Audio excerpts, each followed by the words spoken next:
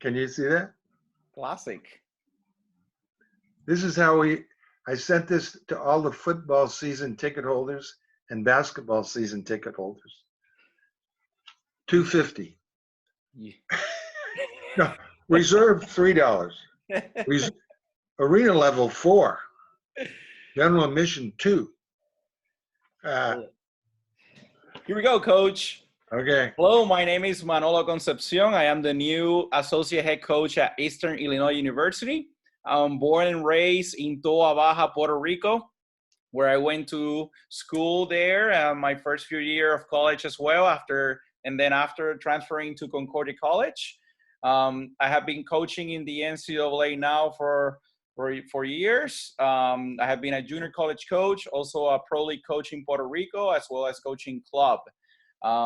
Throughout this pandemic, I wanted to create a project that would keep the game going, especially for Latin America. But now it has become a little more global, where we can actually take advantage of the opportunities of bringing people in that will talk about their background and experiences.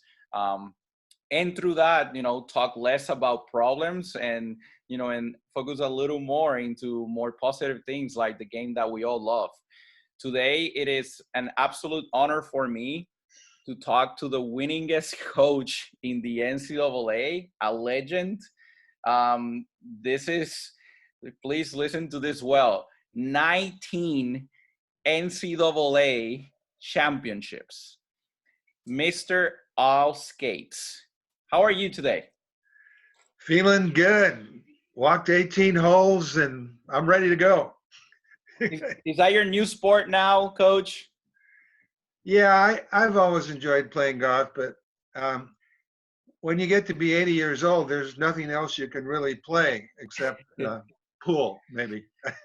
Well, you're still shooting well, right? Tell us what you did today.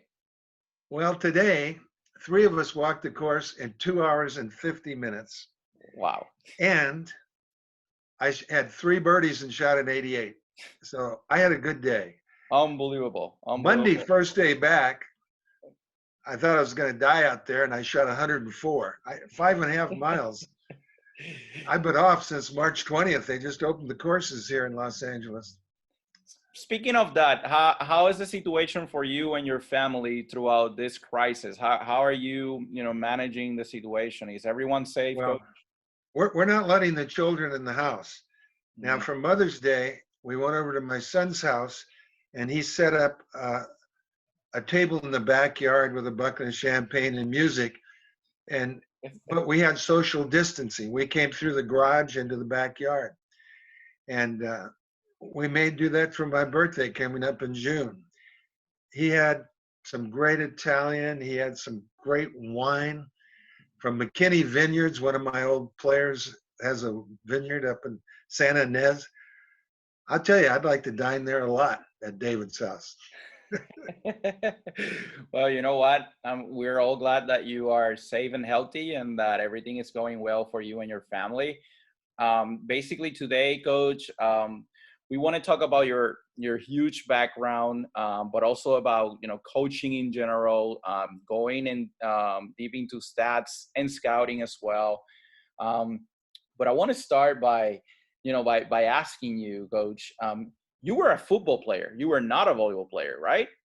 Well, actually, in high school, I played basketball and baseball.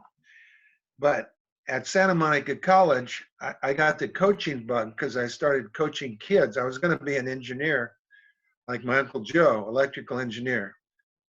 Okay. I was working at Douglas Aircraft driving a tug all summer, tractor. And I said, this really sucks. I'm going to college and be an engineer. And then I started coaching. But as a sophomore, I already played basketball. I said, I want to coach football. I've never played football, so I went out for the football team. And I was a tight end. I wasn't very fast. I had great hands. They put me on the scout team, and I learned how to play football. So. And is that then when someone discovered you and told you, you know what, you need to try this thing called volleyball, and then became a wonderful player that played at every level. Like, tell me a little bit about that transition. Okay. Coach Powers was the football coach, and he was starting a volleyball team for the junior colleges, the 2-year colleges. And so he asked me and a few basketball players. He thought might be a good volleyball player because I had good hands. And I didn't know how to play. I played a little on the beach when the surf was not good, you know. I was a surfer. And but I played with other surfers that didn't know how to play. So I thought I knew how to play because they weren't any good either. And then I went out for this team. My God. I mean, coach took one look at me and cut me right away, and he should have. Then I hung around. These guys could really play. It looked like a great sport to me. And so I asked Buddy White, who I played on the basketball team with at Santa Monica College, God, how'd you get so good? He says, just go down to State Beach and Santa Monica. The best guys are down there. I mean, there was no high school volleyball, no club volleyball. The girls were still playing on play days, like one Saturday a month, they'd play different sports, you know. So they had no teams. The only teams were in college. That's the only teams. And then club teams, mostly at the Y's and the Jewish centers. And, you know, so there was no way to learn unless you had a coach coming up that somehow knew how to play in high school or junior high. So I went to the beach, and you had to go early because there was an A court and a B court. The A court, where all the good players were, you wanted to learn from them. So you learn by watching. That's how you learn. And I'm winning a few games. It's noon. I mean, this is the best I've ever been. I'm starting to learn. And this bow-legged guy comes walking down from the parking lot with some girls in bikinis and some guys, and some guy says, hey, Gene, take my spot on the other side. I'm saying, God, this guy won't get on the court again for 5 hours. What's he doing? So Gene looks up, the sun's right overhead. He serves this sky ball like 60 yards up. I'm blinded looking at it. Boom, ace. I mean, I had never seen one of those before. Then he throws up a ball, standing, spin, serve. Thing broke about 8 feet right to left. Boom, another ace. And that was the king of the beach. This was 1959. Wow. And he was the best player on the beach. Mm-hmm. And so after he beat us, I hung around and watched and learned. Then there was one tournament that was called the handicap. So Walt Schiller was a great player. He set for the Hollywood Stars, national champions. And I was a rookie. So we teamed together and won the tournament. Only tournament I ever won on the beach. I mean, I didn't know how to pass or dig. I could block, so I knew how to block. I could read, I could see where the pass was and see their approach. And I'd watch them in warm-ups. I knew exactly where they were going to go, but I couldn't reach over the net. Those were the rules. So you were already studying the game as a player. Pardon me? You were already studying the game as a player. You were becoming a great learner of the game as a player. Well, yeah, you had to learn. There were no clinics. There was one good coach, Bert DeGroot, later at Santa Monica College, like in the 60s, but he wasn't there yet. He was still in the lieutenant colonel, was in the Air Force. So anyway, I never got to play in any tournament except the top level tournament. So I never won a beach tournament. I could get the third. Well, I never went to the beach except to play tournaments after I learned how to play, because I got married in 61. Sue and I were married when I was a senior. And we had Tracy in 62. And I had to go to school, graduate school. I had to work. So once I learned to play at the beach, I just played in tournaments after that. I played with a guy, Bobby Mendoza from San Diego. Bobby was a truck driver then. Great athlete. He became a PE teacher and coach later. Wow. And how do you get them to start thinking about coaching at UCLA? Because, you know, I had the impression that you have mentioned before about you coaching for free. Yeah, well, here's what happened. I went to UCLA in the fall of '59, and I'd already learned to play on the beach. And we practiced Wednesday nights from 7 to 9. There was one gym, the men's gym. Mm-hmm. From 3 to 5, John wouldn't practice the basketball team. 5 to 7, Jerry Norman practiced the freshman team. At 7 o'clock, women's gymnastics took a third of the gym, men's wrestling took a third, and men's volleyball had a third. Wow. At 9 o'clock, faculty badminton took over the whole gym. This is one gym, 3 courts. So 5 to 7, I played for a guy named Dr. Glenn Eggstrom, who was a basketball player in college and on the staff of kinesiology. And they had a guy from the Hollywood Stars named Harry Wilson had come over and take all the good players to play on the Hollywood Comets and the Hollywood Stars. He wouldn't coach anybody. He'd just take the good players over there. He wouldn't coach them there either, but you just play against good players. So okay, how did I start? Here's how I started. Dr. Eggstrom went to Japan for a sabbatical. And by that time, it was fall of '62, and I was in graduate school, still eligible to play for UCLA. Wasn't NCAA rules. All you had to do was take some units. I was teaching full-time in Santa Monica, elementary PE. And so I go in to see Wilbur Johns, the athletic director. He's sitting at the desk. And I say, Mr. Johns, Dr. Eggstrom asked me to come over and apply for the coaching position for volleyball here at UCLA. And he's sitting there. I don't know what he's doing, but he's not paying any attention to me. And I said, I'm standing. I'm still standing. There's a chair there. He didn't say sit down. So I said, Mr. Johns, and I won't be able to take any salary because I want to be in the Olympics in 1964. Mm-hmm. And at that time, if you were paid to coach, you were a professional. You couldn't be in the Olympics.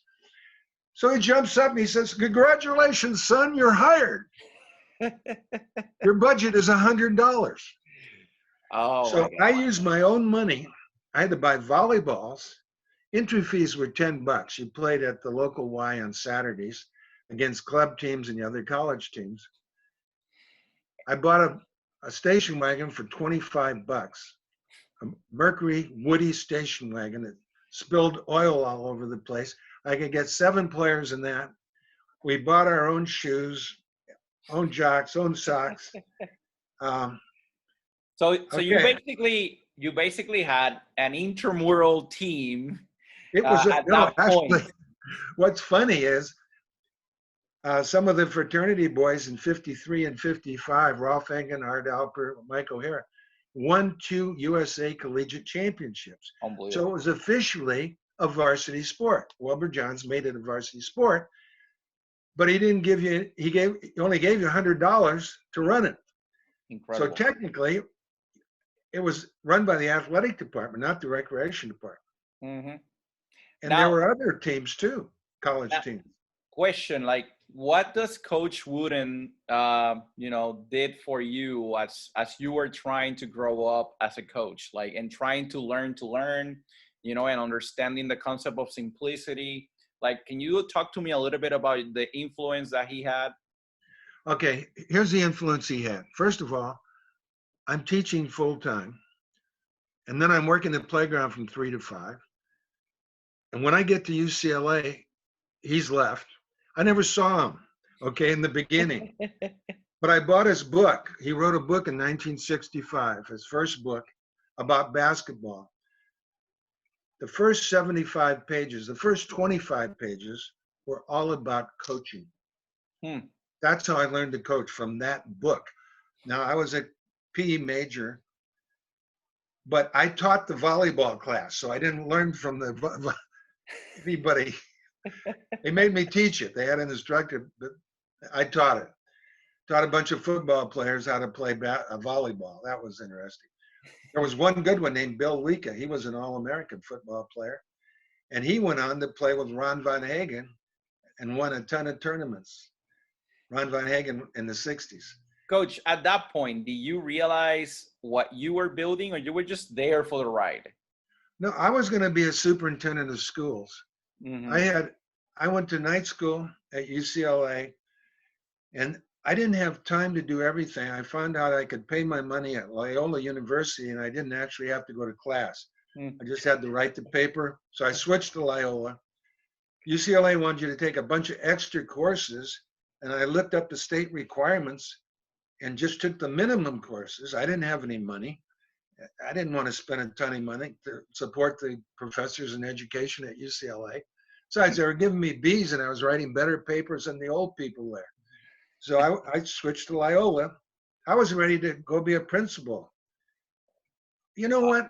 I made $1,000 coaching high school football when I was a senior at UCLA. $1,000. I was an assistant coach, and it cost me money to coach volleyball. No, that wasn't in my future plans until, I'll tell you, when I decided was 1965. That changed everything. Did But that then at that point is when you started like putting more time into UCLA volleyball coach? And how do you do recruiting at that point? Like what was the concept of it? I didn't recruit. I barely had time to go to night school, work the playground, teach full time. You know, I had a wife. I didn't recruit. I just took anybody that showed up, and hopefully nobody taught them bad volleyball, because if they thought they knew how to play, they usually didn't. But the ones that didn't know anything, you could teach them if they were an athlete. See, at Beverly Hills High School, I switched to Beverly Hills School District. Well, actually, that's right. I was the volleyball coach there when I was the athletic trainer.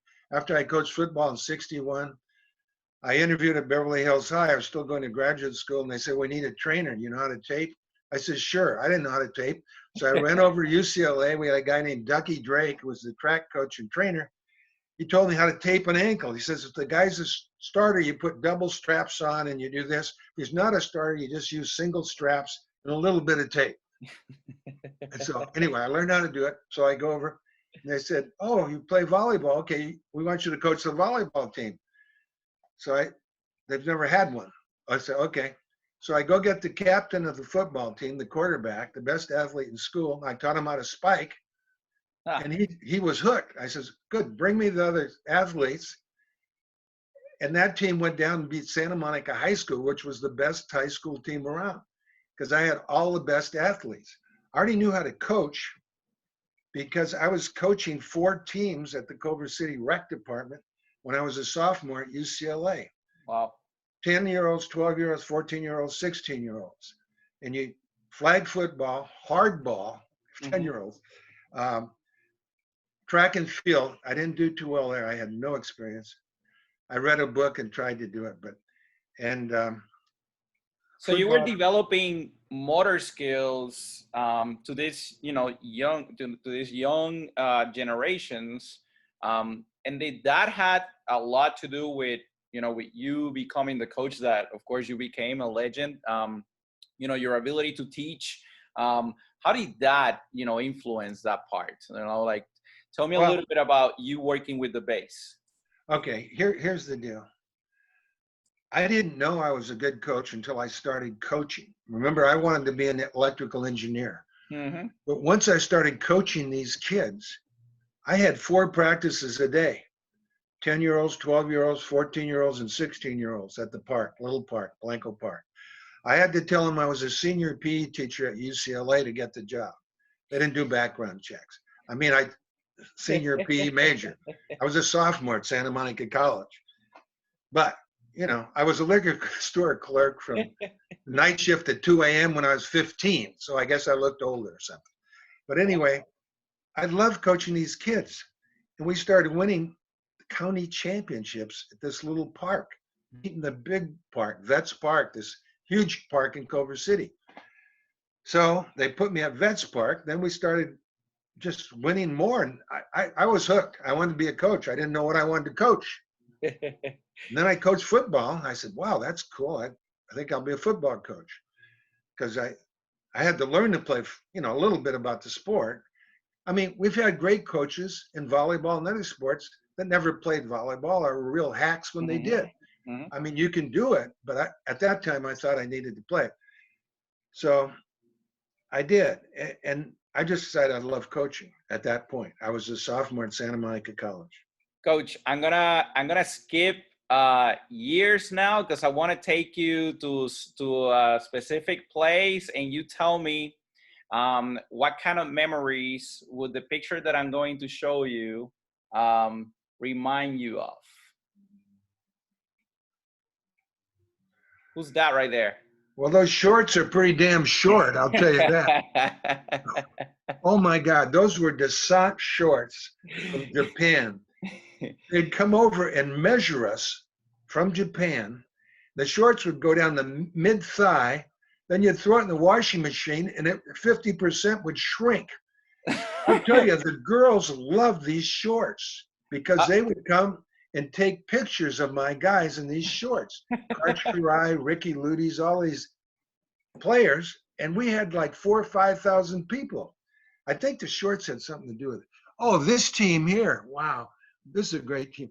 This kid here, Mark Kinnison, that's squatting, he waited 5 years to be a starter on that team. Wow.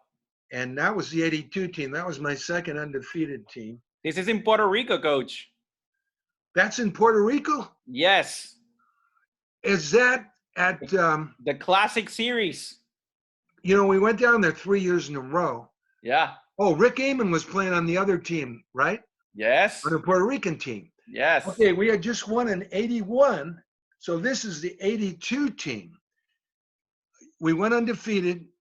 No, we didn't in 81, but Rick Amon, the Puerto Rican player, transferred from Michigan after 3 years. He played 3 years for us, was playing for Puerto Rico. At that time, the Puerto Ricans didn't leave because the pro leagues were not happening around the world.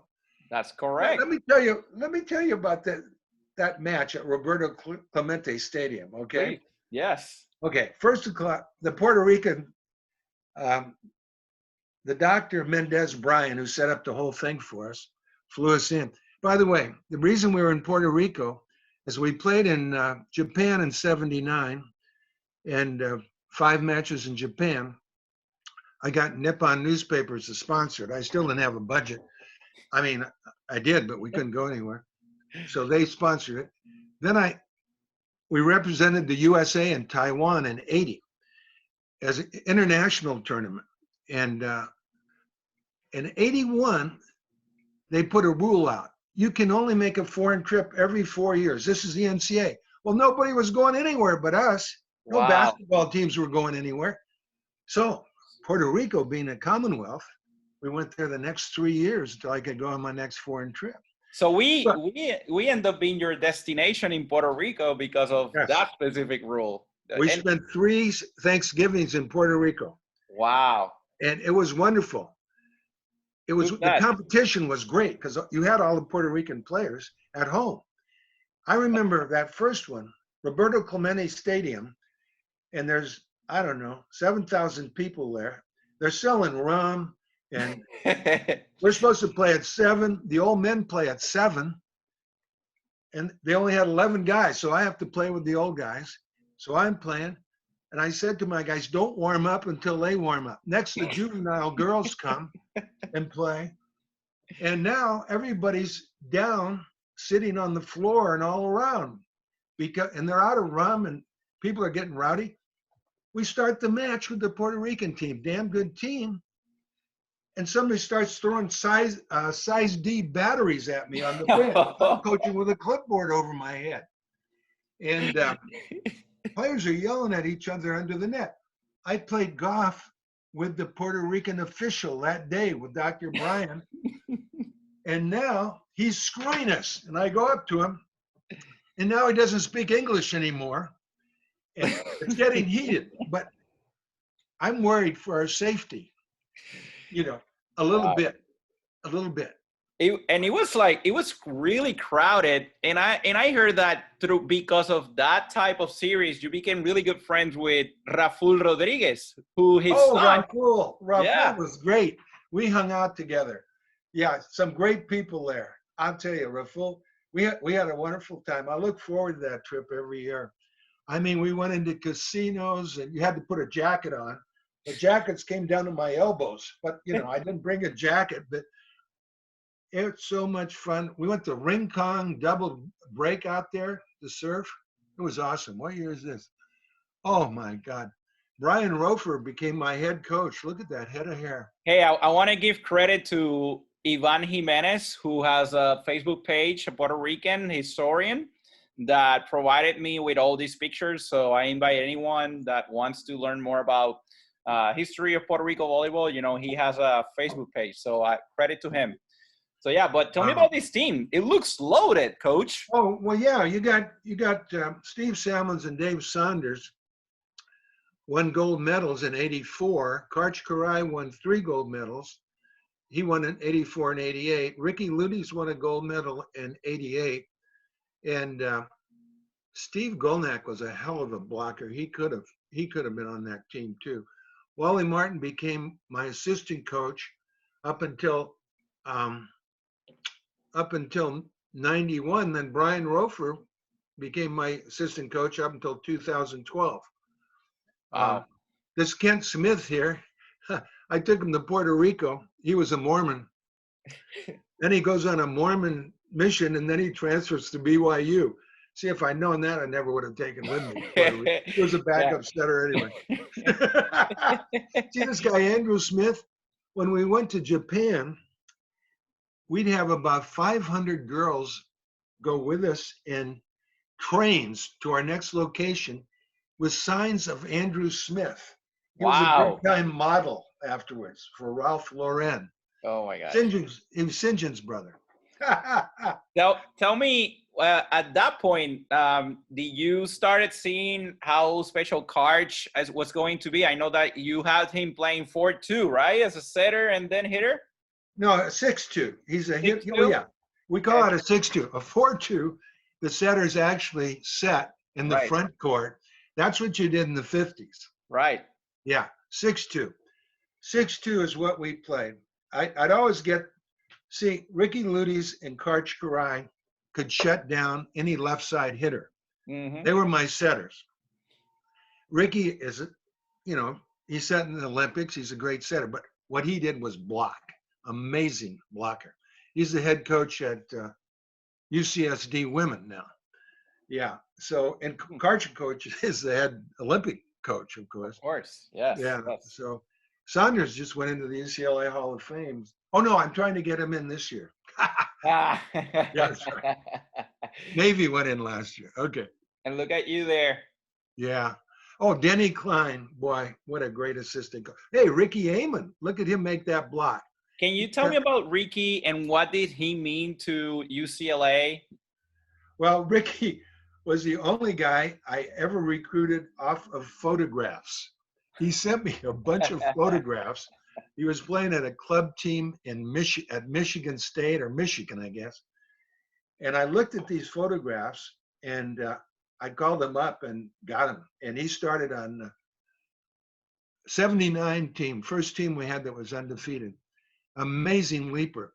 I invented the Vertec, that vertical jump measuring device. Mm-hmm. Ricky jumped 44 inches on the Vertec. Wow. And that is a precise measurement. I co-invented that, actually. You did? I sold it for $10,000 to the other co-inventor. Oh, wow. That's when $10,000 was $10,000. That's 79. The thing cost $300 then. Nobody could afford it. It was so well built. I was still using the first one when I retired. The prototype. Do you regret that decision, Coach, or letting that go? No. My buddy Jim Perrine, who built it for me, rented a huge warehouse, made hundreds of them. The only people who were buying them were pro football teams and a few pro teams. The high schools couldn't afford it. He wanted me to mortgage my house and, really build this thing up. But I was coaching USA Volleyball. I couldn't afford. I had a house with a $20,000 mortgage. By the time I was done coaching for free for USA Volleyball, I owed $300,000 on the mortgage. So I had to go coach in the summers. They didn't pay you. They had no money. Coach, you said in an interview that every player from 1970 to 2000 on your roster won a national championship. Yeah, most of them won, some of them won 4, like Course. Ludi's and Partee as a starter. I count them winning 4 if they started. I mean, other guys won 4, like Roger Clark, he was on the team, but he started in 3. But yeah, we won 19 NCAA championships in 37 years, from 1970 to 2006. Is there any that means more to you, and why? Like, what's the one that captures your attention the most? Well, there's 2 of them that really stick out. 1974 and 2006. And we won in the beginning. We won 70, 71, 73. San Diego State won. They beat Long Beach. It's funny. I did the NCAA finals for Wide World of Sports in 73 with Keith Jackson, who's was a legend at that time. Wow. He did all the big football games from the Rose Bowl. He did all the Rose Bowl games. And anyway, that was fun. But anyway, then in 74, I was supposed to do the NCAAs again because we didn't have a very good team. And so, as it turns out, we got in as the at-large team. They only had 4 teams. In those days, they were like, well, it was so bizarre. The first 3, you had to play round robin for seeding on Saturday. You played 3 matches on Saturday, 2 out of 3 for seeding. Wow. Then on Sunday, you played the semis in the morning and you played the finals in the afternoon. Now, some of these matches, it's would take, 3.5 hours if you went 5, right? Mm-hmm. So what I learned by then from John Wooden is the best conditioned teams usually win. So my guys were in better shape than anybody in those early years. In 72, we were down 0-2 in the finals to San Diego State, and they were way better than us. They won in 73. However, we got an early morning match, and they had a kind of a mid-morning afternoon match, and then had to play us in the finals because you have this crazy 5 matches in 2 days.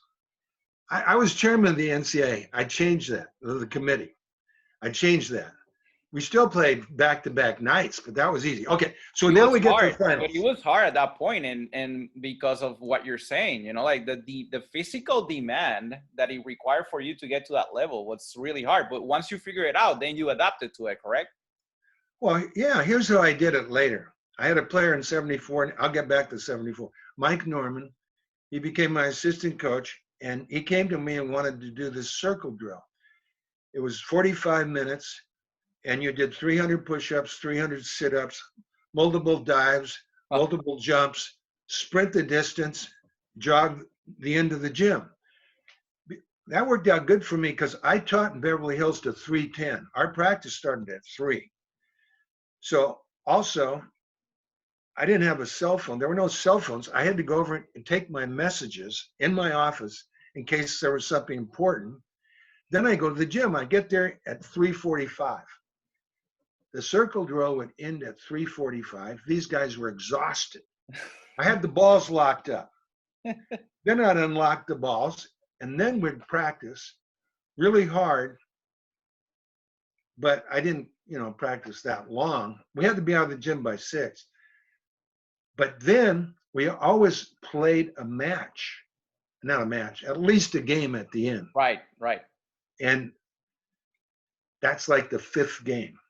Wow. Against a tough opponent.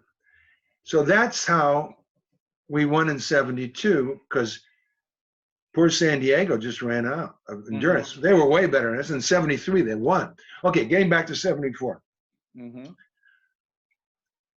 I had a coach. My first assistant coach was Rudy Swara.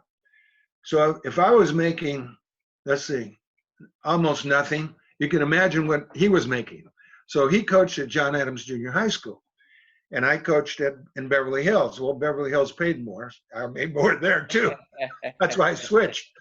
So anyway, I told Rudy I'd get him a head coaching job. There weren't any women's teams, so naturally it was going to be a men's head coaching job. So Art Gallen calls me after we win in 1970, win the NCAAs. He wants to know if I want to take a full-time job coaching at UCSB, just coaching volleyball. I'm 25% at UCLA, making way more teaching school. I've got a master's degree on the top of the scale, plus 45, way more. And I thought about it, and I said, no, I'm gonna build this program up at UCLA. I sent Rudy up there. They hired him. That's it. One guy went up. He was hired. He knew his stuff. So in '74, they were really good. Now we had to beat SC. SC had a player from Brazil, Celso Colaci, been in the '72 Olympics. I think he graduated from college already in Brazil. Great professional down there. And there's no college volleyball. You're going to play on a professional team if you're an Olympian, of course. So he goes to SC. And I said, we're playing him to see who gets this at-large berth. Denny Klein makes this amazing dig, spinning dig, goes up to the ceiling. We're playing at Santa Monica College, high ceiling. Mike Norman comes in and is going to set it overhand. And he does. We put it away. We win. Okay, we go up to Santa Barbara. They saved 200 seats. They've got Wide World of Sports in the gym.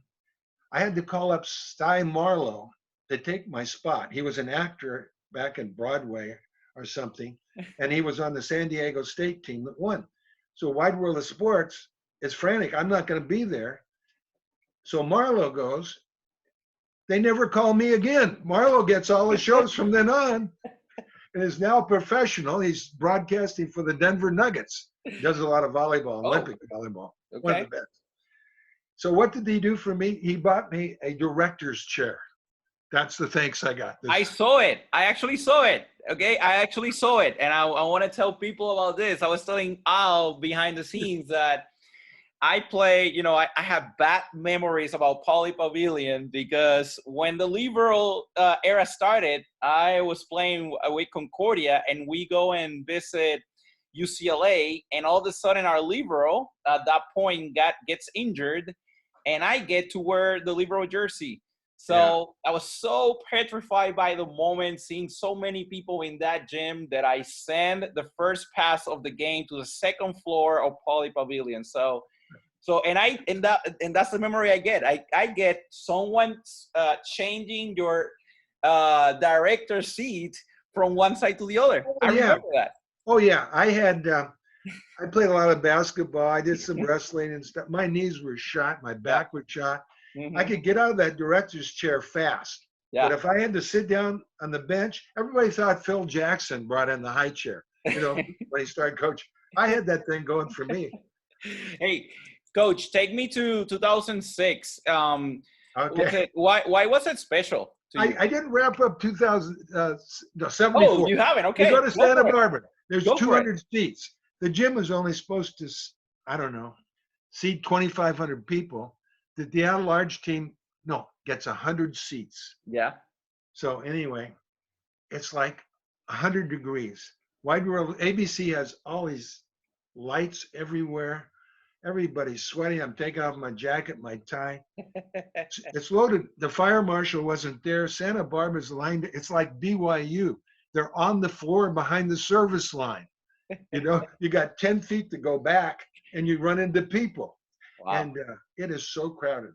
So we go down to the fifth game. I'm going to cut it short. We're down 7-1 in the fifth. Now, Mike Norman, we call him Stormin' Norman. He's 5'10". He's a former Green Beret, and he's playing for me. And he puts a ball away left-handed, and he runs around the gym flexing his left bicep, infuriating everybody, which makes him play even harder.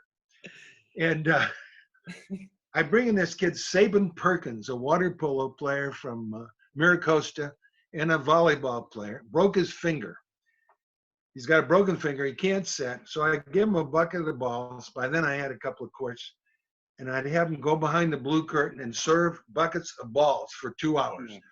Then when we play our match, I'd have him come over and serve to my teams. This kid has a serve. He serves 6 points, 3 aces. Rudy goes substitution. 2 of their best players come running out. Wow. He didn't say who's coming out. They both wanted to come out because this serve, nobody can pass it. Anyway, we beat him. That was probably one. Well, that was a special moment for you, Coach. Is Yeah. there film of that, like remastered, Coach, like that we can actually find at all? Like, 'cause Well, I know you yeah. keep everything. On godstoghosts.com, there's a little 45-second clip Okay. of Mike Norman running around the gym, flexing his left arm. They have that little clip on there. Yeah.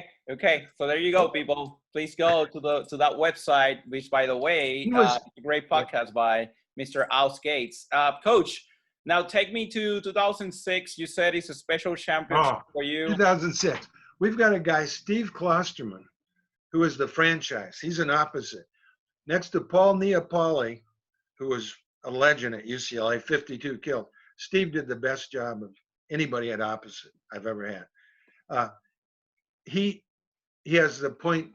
He has more points than anybody at UCLA still today. Wow. But anyway, Steve's shoulder was coming out of his socket his junior year. You could see it. It was just loose, really loose. He had a ton of balls coming through high school and club, and he was used up. Okay, so we had to tighten his shoulder. Very risky operation.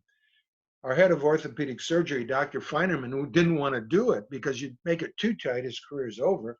Too loose, it's the same thing. So right after the season, we convinced him to do it, okay?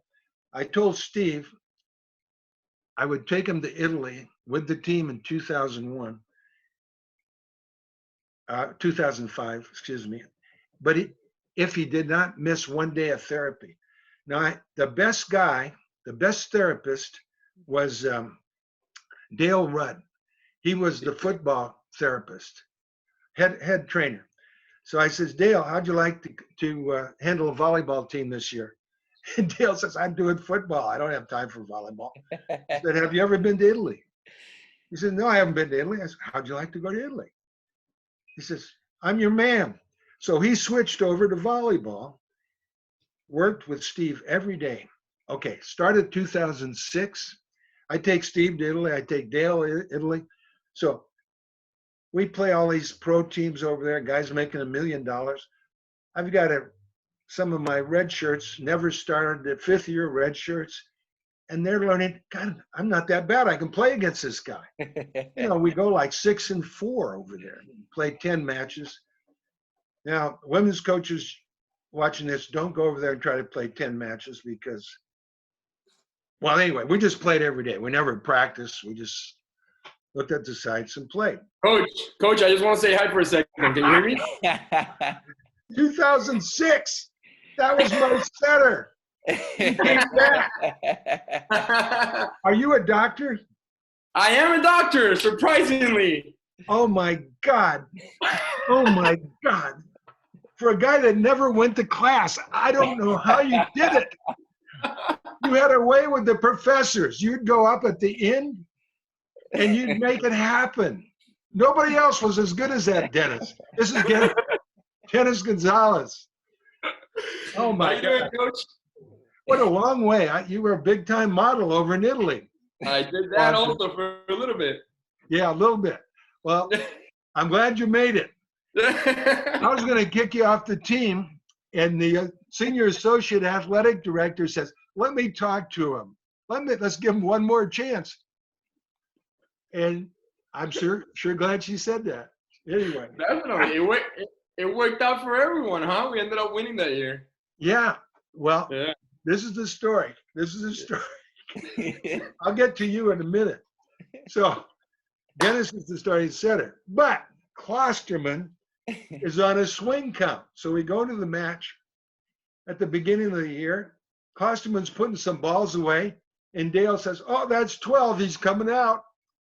Next match, he gets 13. These are jump serves and spikes. So we can't win. We're 12-12. We're playing SC on Fox Prime Ticket. Karch is the analyst. They got Obradovich for SC, Karai for UCLA, and they got one of the pros doing the play-by-play. We take a timeout. I said, the season's over unless we won't even be in the league playoffs. They only take 8 teams. See, we're 12-12 because we won all our non-league stuff, but in the league we're getting beat up. So what happens is we win it, and Klosterman is hitting more balls. Then Dennis sprains his ankle, so he's out. So I bring in this freshman, Matt Wade. I had Mike Seelig coaching him up. So Mike takes off to be the associate head coach, University of Hawaii Women, which I knew he wanted to do anyway. So I was cool with that. So he goes there, and but he's already coached Matt Wade, this freshman center. Another great center. We go on this winning streak. I'm not going to change setters. Dennis is looking like he's 100%. We're winning. We're kicking ass.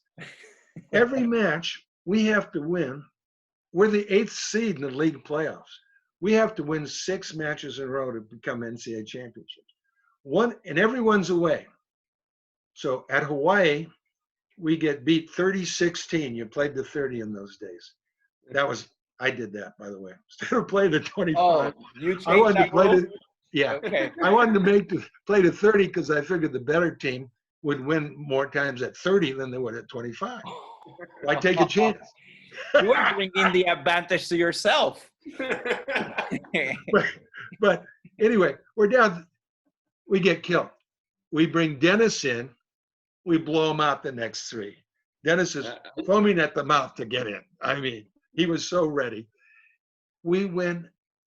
Oh, then we go back. I have a faculty meeting. Coaches get up and tell the other coaches and the staff how we're doing. I name the next 5 opponents. And I name each one right, who we're going to play. And I tell them we're going to beat everyone. I say we're going to beat Ohio State in the semis and Penn State in the finals at Penn State. Okay, Klosterman is unleashed now. He can hit as many balls as Dennis wants to set him. Let me say something, Coach. Yeah. You know, I feel part of. I gotta take part of that responsibility on Klosterman's arm because I was his setter since we were in the youth national team that we practiced in Long Beach, him and me. And he had 80 kills. He had 80 kills in one of those matches. What are you doing to him? So I'm definitely responsible. Between me and Gabby Acevedo, we messed his arm up for sure. And then I just must say that Klosterman was a hell of a player. I think he would have done great at an international level in some way, but that we could be speaking about that for another 3 hours. He was MVP in Puerto Rico Pro League one year. He's an NCAA coach now. Another one, Coach. Yeah, I got about 50 coaches out there. So yeah. Coaching them. So anyway, Coach, and from that year, like now that we have Dennis here, like what did he bring to the table for that team? Well, Dennis was the typical guy that hates to lose. He didn't win any sportsmanship awards. He'd kick a chair over. He was my type of guy. He would yell at people. I mean, these are the guys that I like. I don't like people that hand out cookies to the other players after we get our ass kicked. You know what I mean? I remember, I got to tell you a story about that. I remember when I was in the Junior Olympics, we had the best team, #1 rated. We beat the Boys Classic. We beat everyone. We're #1, 18. Junior Olympics, usually we're good. Puerto Rican teams are good in lower levels, but once we get to Open 18, all these American kids are already 7 foot tall. Oh, yeah. They're hitting over us. So we had a very good 18 teams, and we were #1. We hadn't lose a game in 3 tournaments straight. We had Hersom Rivera. We had almost the whole Puerto Rican junior national team in there. And we lost to the 8th ranked Arizona team And that was the first day of the last day of the Junior Olympics tournament. And I grabbed a chair outside the convention center and I smashed it. And out of a sudden, there was a little security guard in a bicycle, and he didn't report on me. So I was like, I think I was banned from Arizona. I don't know for how many years, from the state of Arizona. Wow. And then once I got to UCLA, I remember Brian telling the story to Coach Scates in front of me, and they're just cracking up like, that's the type of guy we want. Good you're here. You know? And it was. I think that was one of the qualities. I was just watching the Phil Jackson thing, The Last Dance, and Coach Scates resembles so much of how he treated his players, because he would treat us as adults. Even though, you know, I had my baggage of stories with, you know, academics and all that, he would still treat me as an adult, and he would help me responsible for my actions. Even on days that we had big tournaments, I would say even the NCAA tournament, we went to Penn State, there wasn't a curfew, and we were playing the finals the next day. You know, he would just because I'm talking to this because you were a coach also, Manolo, and I think, you know, you're on that track. And I think that's one of the things that coaches have to let players be themselves, just because we're all human beings, but we all sleep at different times. We all eat at different times. We all feel and think different ways. So I think that's one of the things that I appreciated most of Coach Scates. Like I remember getting in a fight. I wanted to impress this girl in the campus at UCLA. And her name, I'm not going to say her name because we probably know her. She's in the volleyball industry. But I wanted to impress her, and I got in a fight with these they were from a fraternity guys. And they were trying to fight each other. And I called them out. And I was like, listen, don't be such, you know, girls and chat, just hit each other, fight. So they both went to me and they were trying to hit me. I knocked them both out. That was the year that I came in really built, that I spent a lot of time in the gym. I knocked them out. I was like, oh, you know, doing this whole macho thing in front of the girl. They waited for me outside the complex, and there was 2 school buses waiting to hit me. I got jumped by 20 guys. I got the next day to practice with a black eye, broken nose, and Coach Scates starts laughing, and he says, and I go, well, Coach, you should have seen the other guy. You know, the other guys were all messed up. But I was all bruised up. He said, go home, take 2 days off, you know, let the swelling come down, and then come back to practice. Hey, Dennis, I want to ask you, you know, Coach Scates, like 3 times, 3-peats. Coach more than 27 Olympians, more than 50 coaches that, you know, coaching in the NCAA now that, you know, have been involved with him. What makes him such a winner in life and a winner in sports? Word, I don't want to be unjust, but I think one word that I would wrap my head around with all Scates and the way that he can push people to be the best that they can is intrinsic motivation. There is nothing that another person can fuel in you that more than what you can do to yourself, you know. And I think that was one of the theories of the blue curtain. I think that was one of the theories of you can be the starter one day and you can be in the third court the next day. I watched that happen every single day, up and down, and I was myself in it, you know. I went to UCLA as the only school that I didn't get offered a scholarship. I was full scholarship right at Long Beach, Santa Barbara. I think Hawaii sent me a letter, BYU, Penn State, walk-on. The only one didn't because, you know, the history. By the way, my father says hi, Coach. Is he in with the government or out with the government now? No, he's out of the government. Man. He had a nice contracting job when he was in with the government. Yeah. That's why I didn't give you a scholarship. That's why I know. That's why you didn't give me. Yeah, well, that's how it works. But people talk a lot, but from the beginning, going back to the intrinsic motivation, the first year I was there, Rich Nelson was there, and I remember beating him in every practice, every scrimmage, I was beating the first team when I got there, and Coach Scates said, "Look, Rich Nelson is our setter, so you're gonna redshirt this year." And I was pissed. I was like, "How could this guy do this?" Hey, But what? Yeah. we wouldn't have won in 2006 if I didn't redshirt you. I know. I mean, obviously it comes down to you, coach, but I'm just saying that it was that intrinsic motivation. Next year, he said, "Oh, I think Dodd might be competing with you." The next year, he brought Bo Peters, who killed us with Long Beach, and he did a transfer and he put it in front of me. And I was like, what is this coach doing to me? Either it's my academics or my personality. I'm not reliable to him. So I gotta do something. I gotta figure out. Then he brings the #1 recruit from my island and gives him a scholarship, Gabi Acevedo. And then if that's not enough, he brings Matt Wade, the #1 setter recruit. So every year, Coach Skate was telling me, listen, your place is not secure here. You better get it together or you're out. And I think the Acevedos used to give me some great rum, you know. That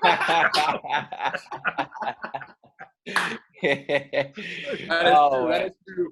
But in synthesis, I think intrinsic motivation has been the main factor. If you don't have it in you, you're not gonna make it at UCLA. At least at the Scates times, you know. Coach, and talk to us a little bit about the blue curtain concept. You know, like competing, putting players to compete against each other every single practice to try to make them the best version of themselves. Well, you can't do that now because if you put somebody behind the blue curtain today, they would transfer. but here's how it works. Oh, right. You're so right about that, by the way. That's the effect of the transfer protocol. First of all, I didn't like to cut any players, okay? And if I had 3 coaches, we could take 30 players. People basically really wanted to be on the team. I mean, even if they didn't travel, they liked to wear the shirt around campus or whatever. Yeah. As long as they worked hard, they could be on the team. Unless I had to bring some new players in, they'd been around for 3 years and it was obvious they were never going to do something, then we'd have to cut them to make room for the new guys. Some of these guys waited 5 years to start and won NCAA championships as a starter because they got better every year. They worked hard every year. They still had to do the circle drill and the 300 push-ups just like the other guys. Coach, Ricky Amon mentions that. He remembers the circle drill a lot, by the way. He told me to tell you that he remembers every single day. Yeah. Well, here's what happens. I had a guy named Jeff Nygaard come in, the head coach at USC, man. And Jeff, he did a lot of good things on the beach and indoors. He played internationally. But he was so skinny that after you do 300 push-ups, his shirt would be bloody all the way down his spine, So I'd walk in at 345 and we didn't have to clean up all the blood at that time. But anyway, the man was bleeding. So he put on a lot of weight. He loved the weight room. And by the time next year rolled around, that didn't happen anymore. He got bigger and stronger. So we had the guys I brought in a guy named Asbjorn Volstad. I recruited him off videotape. In '84, he's our starting middle blocker. We go 38-0.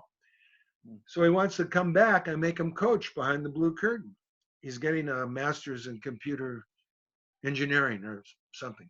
And so he's got Kevin Wong, Jeff Nygaard, John Spera, our UCLA head coach and men's Olympic coach, Eric Sullivan, 3-time Olympian libero, redshirting.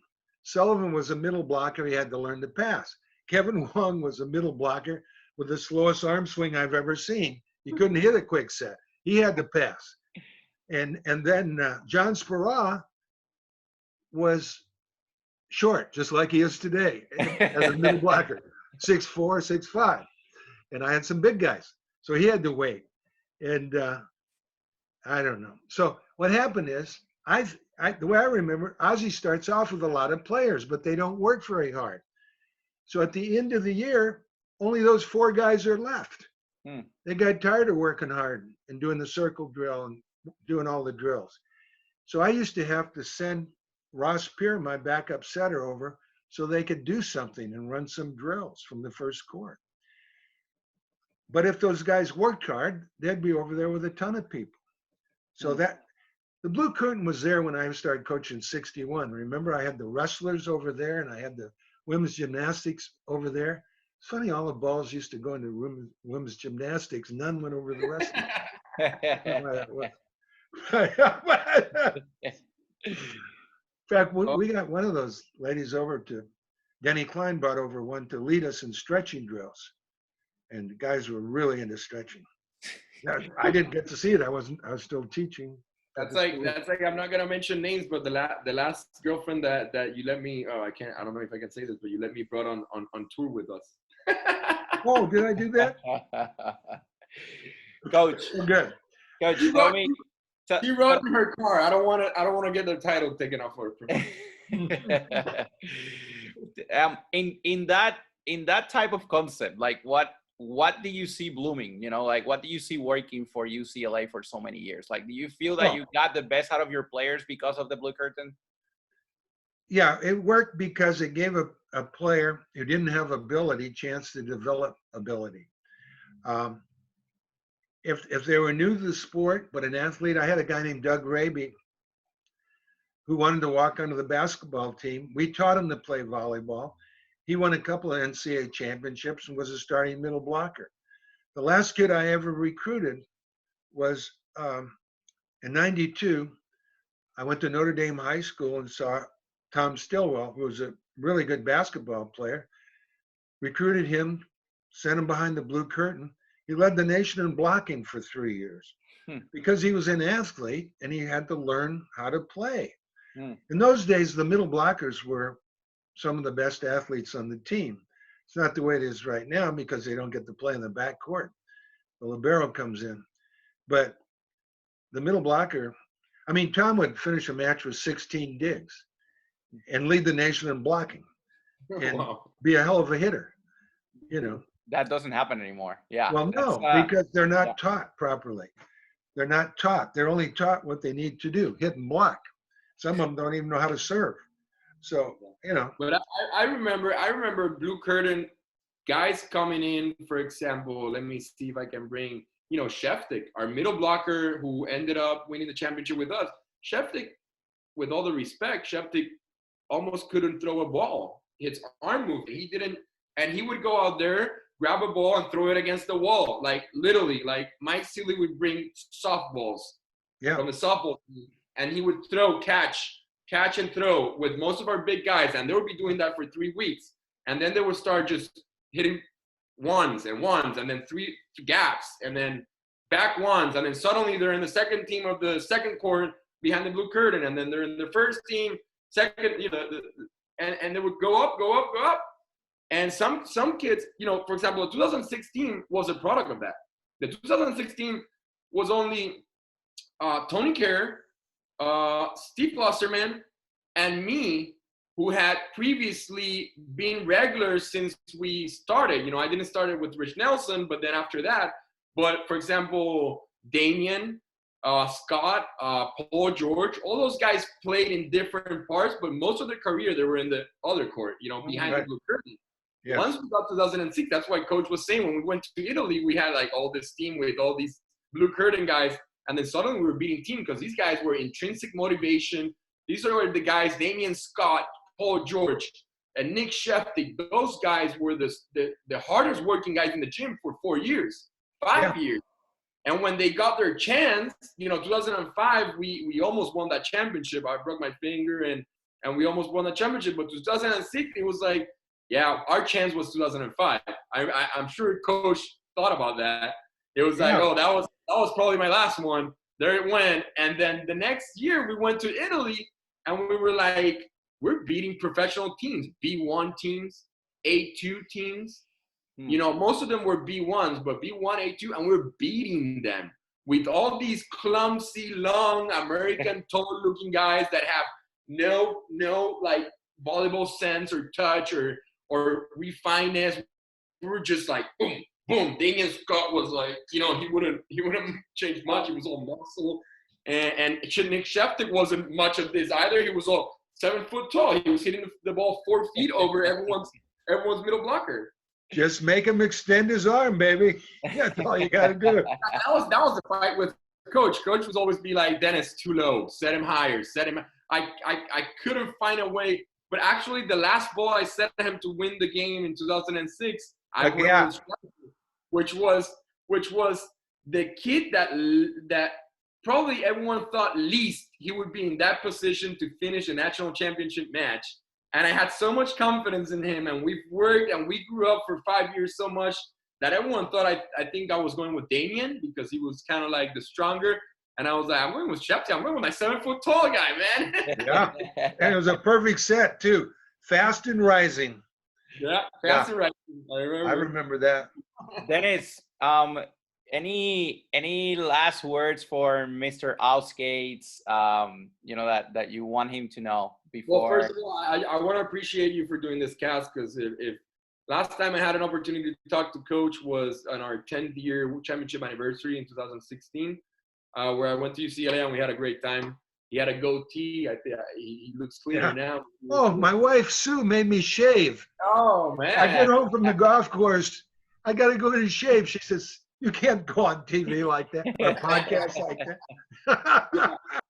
So what I want to say is, like, thank you, Coach. Thanks for everything you've done for volleyball. Thanks for everything you did for me. I'm getting a little bit emotional, but you really taught me how to attack life. Thank you, Dennis. So I appreciate it for that. I'm so happy that you've achieved your goals now. That's wonderful. Appreciate it. Thanks for coming on, my friend.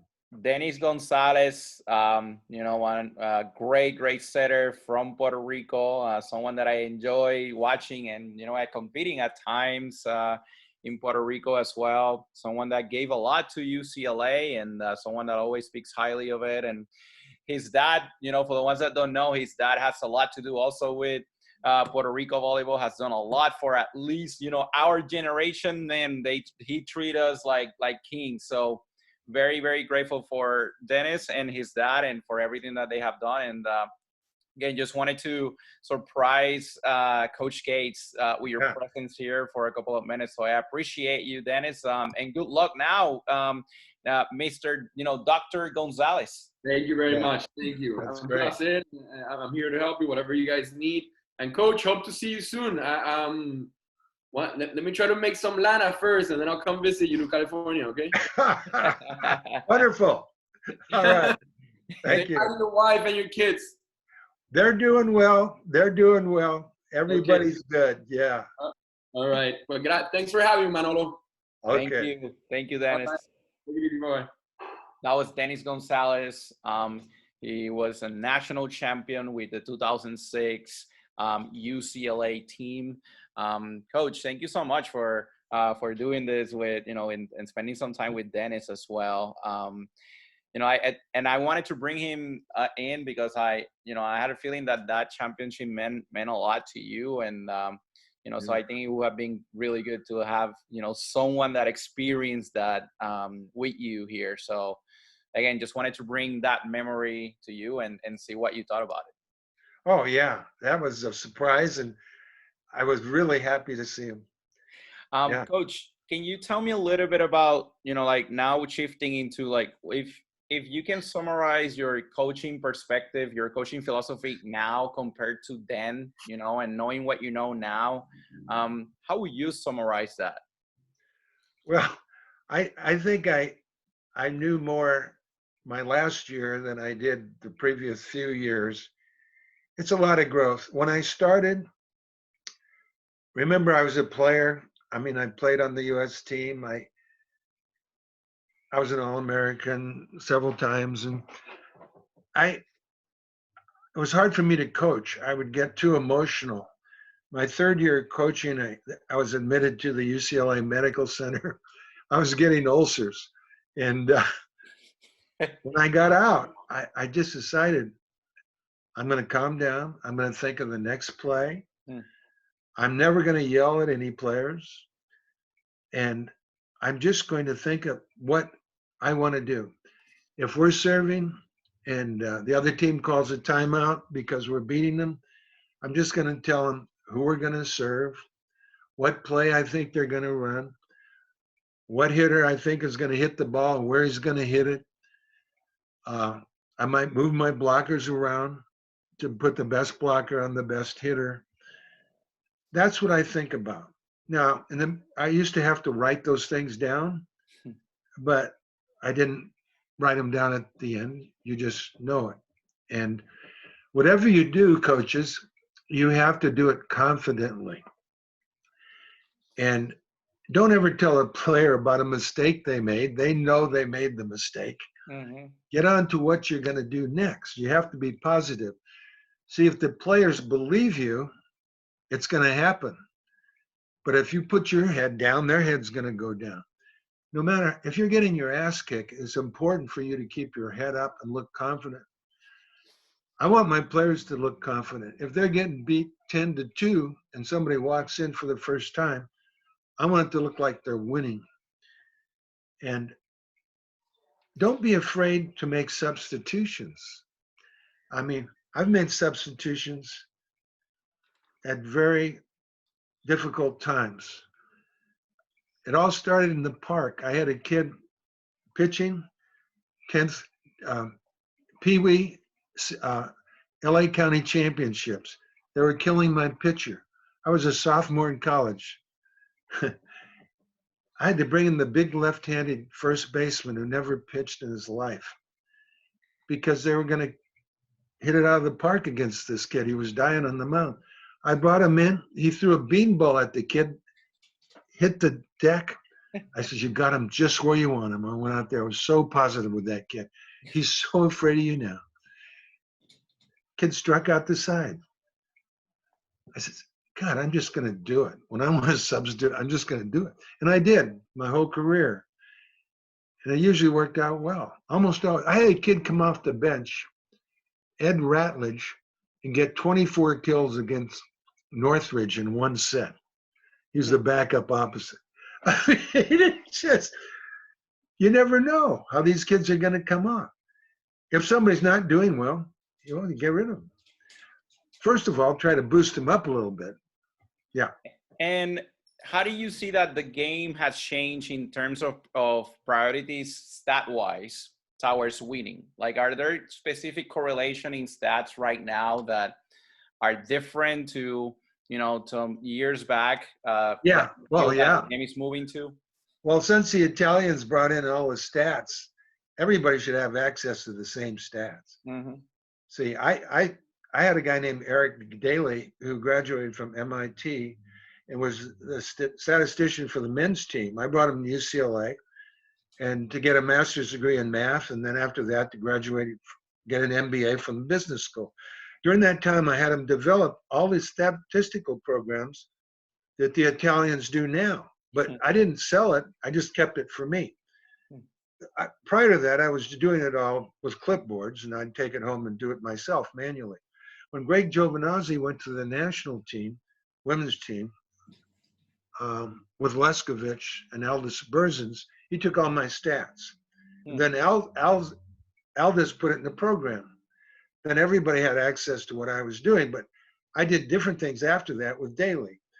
But now, just go get a good program, you'll get everything I ever had anyway. But I always kept more stats, and people didn't know what they were. But it's the same stuff you have now, basically.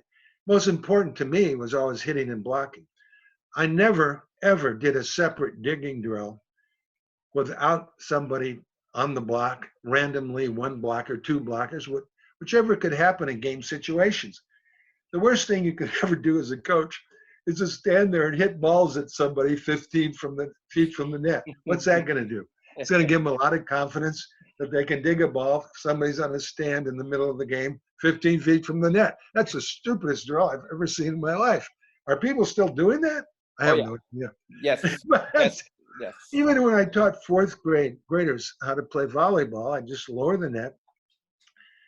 The good kids, the good athletes, I'd pick 24 of the good kids and have them play 4-man. The rest of them I'd have play 6-man.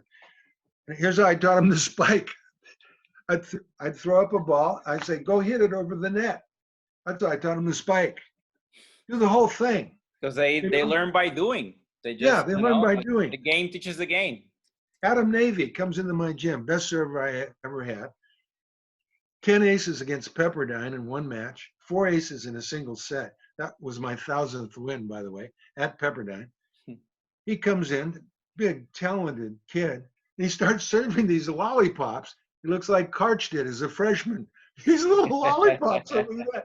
Karch, the best digger I ever had as a freshman, by the way. But anyway, so I said, Adam, you're not allowed to serve overhand. Oh, I can't jump serve. I said, see that guy over there? Go over there and do what he does. You're not allowed to serve the float serve anymore. That's how he learned to jump serve. Look at what so-and-so is doing. How did I learn to play? I watched Gene Selznick. I watched people who knew what they were doing. Have your students model. I used to model for my team when I started coaching, but I was playing on the U.S. team and I could actually do it. You know, for the last 40 years, I used somebody else to model when I was coaching. I mean. Speaking of that, Coach, like when you choose a staff, if you would choose now a perfect staff, like what would that staff have? Like what would be a good formula, a good balance, Coach? Well, you always want the best talent. So the most important person, if you know how to coach, is your recruiting coordinator. That's the most important person. And, you know, sometimes you can win a national championship and you don't have the talent that the other team does, but it sure helps if you have better talent. Recruiting coordinator is the most important one. I did it for 35 years and then I stopped. I stopped 1992. I quit identifying people. I was going on 4 hours sleep. I taught school all day. I couldn't go to sleep until I saw the video from the match. I used to take 16 millimeter film and splice it together into rotations. Wow. Yeah. only on the important ones. Ricky Amon, again, he said stories about you doing similar things to data volley back in his days. So he always spoke about how well prepared you guys were in terms of game plan development, in terms of you emphasizing on teaching players how to learn, and then also in terms of you teaching them how to make their own decisions.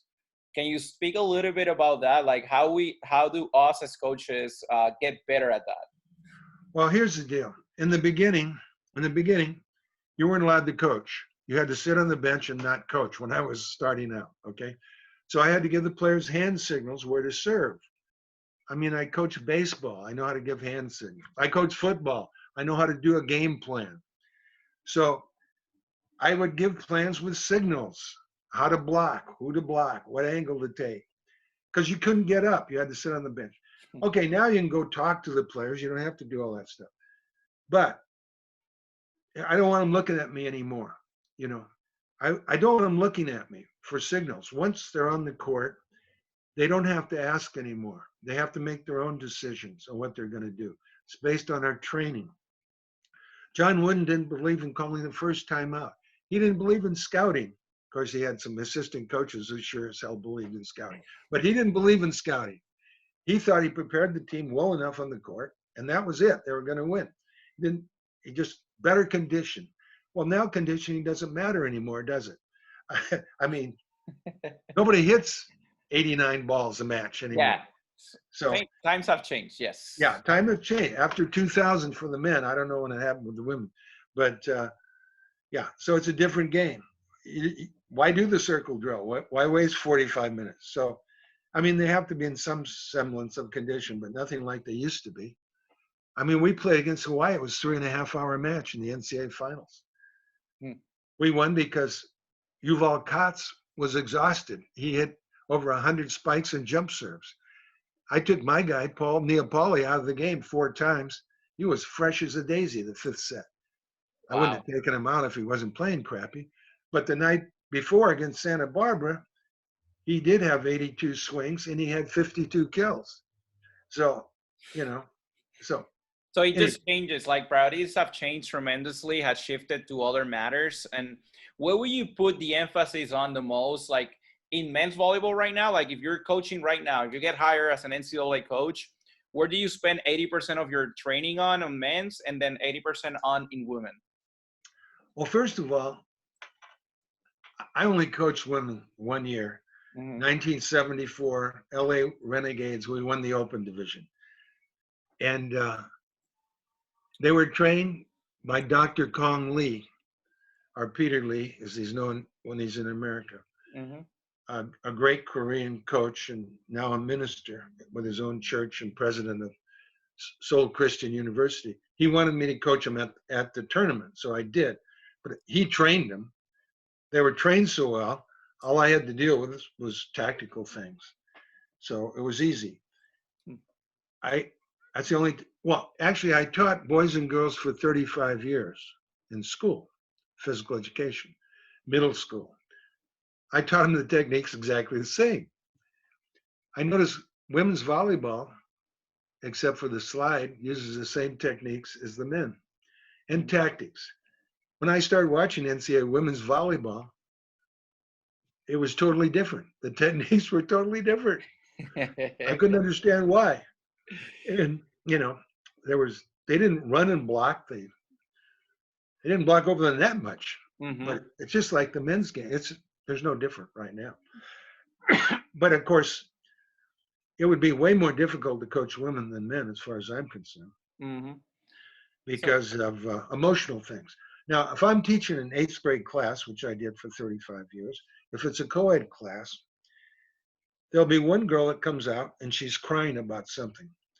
That takes 4 other girls out of the class. Meanwhile, I'm supposed to take roll. I've got 40 minutes and get things started.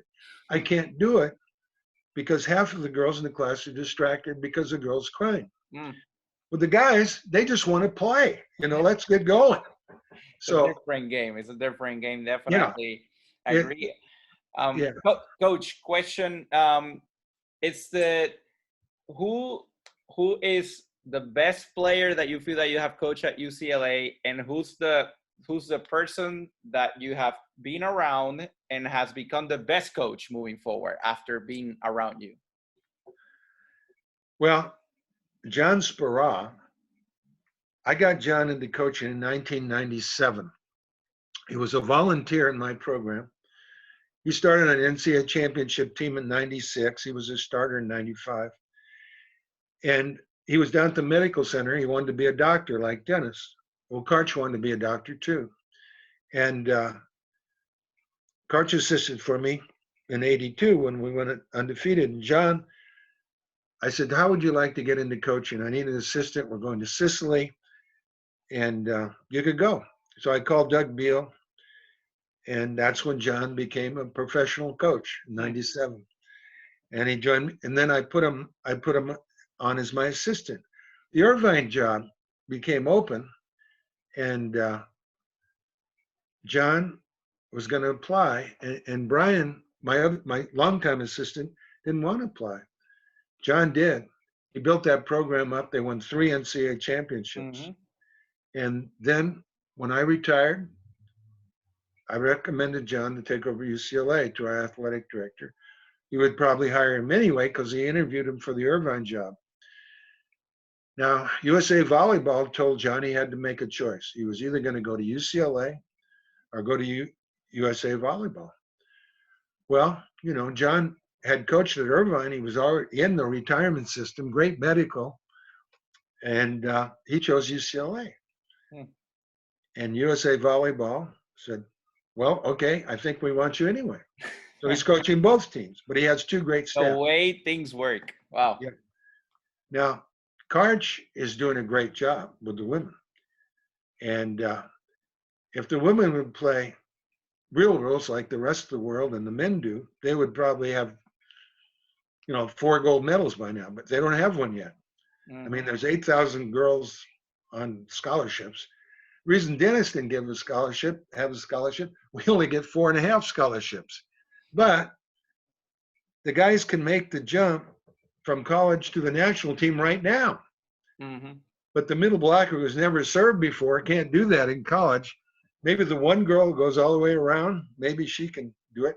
But I understand you guys don't care because you've got a job to do. You only have 3 months to do it. So you're going to do what the club coaches have done. You're going to specialize. I understand that. But Karch probably doesn't understand. Oh, he's a bright guy. I'm sure he understands. No, and it definitely a big issue right now with early specialization, and and the way that you can go from 15 subs to 6 subs to then being specialized to then having to play 6 rotations internationally. Do you have a say on that still, Coach? Do they call you and say, hey, can you give us your outtake on this matter? In 1972, I was the chairman of the NCAA volleyball committee. Mm-hmm. I said a team from the East has to be in the championship. This is when we won in 72, and there was nobody from the East because we took their spot. Mm-hmm. I said, we're going to grow volleyball in the East. There has to be an East team. There has to be a West team. And there has to be a Midwest team. And then somebody else, whoever deserves. And so I also said at that time, we're not changing the rules. We're playing Olympic rules. They'll be changed every 4 years. Committees never changed that. Okay. So yeah, that was my say. It happened a long time ago. The impact has been made. By the way, Coach, one of your alumni, Jimmy Sepulveda, says hi, that he's watching you from the court right now. Jimmy, I tell you what, you were so much fun. He was so much fun at practice. I love that guy. What an attitude. I mean, great leader. Competitor. He was my club captain, great leader, great friend, great family as well. Yeah. So I say hi to him. And Coach, one last thing, how do you want to be remembered? I want to be remembered as a good teacher, a good family man. That's good enough. And I think everyone does already, Coach. Everyone appreciates the work that you have done. And I just want to thank you on behalf of the volleyball community for being there in many ways. You know, I do not know you. I only know you through books, videos, and from the distance. And you have already impacted me just as that. So there are many ways that you're reaching people more than you know. So we're grateful for that. Coach, do you want to talk a little bit about what you're doing with your podcast? Oh, Scott Bomeke interviewed me. There's 6 podcasts out on God to Ghost on all the video apps that he has, and one with pictures on YouTube. That's I listen to him when I walk in the morning. If I'm not playing golf, I listen to others. He's tried to interview all the old beach volleyball players before they died, which is good because some of them have died that he's interviewed, and I just listened to them, found out about their lives back when I was coming up. But that's good. That's good. He interviewed me, which is an indoor guy, which is new. I mean, I went to the beach to learn, but I never actually got to practice there. Once I learned, I was too busy trying to grow volleyball. Well, and I think that it made a huge impact. I just still read at what you have done, and and for me, it's just incredible. I'm gonna read it one more time. From the 1970 to 2000, every player in his roster has won at least one national championship. More than 50 head coaches around the nation have come from UCLA. 3 times you have achieved 3 peats, and you have coached more than 27 Olympians. That's some of the things that you have achieved, Coach. And for that, we're grateful. Grateful because you have paid forward what you know. And I think that demonstrate that you are a coach of coaches. And I think that, that me as a coach, that's what I'm mostly grateful about. So again, gracias all for spending some time with us today. Please keep golfing. You got an 88 today. I think that you can get better as time goes by. I had chemo for a year. I can't hit the ball very far anymore. Skin cancer. Stay out of the sun, you guys. I'll tell you. Please I play before the sun comes up so I can get home before it gets bad now. Stay safe and healthy, Coach. Keep the short game. Keep it short, Coach. See you. Okay, thank you very much. Thank Appreciate you. it. Okay. Coach, Yeah. we're out. Okay. Thank you so much for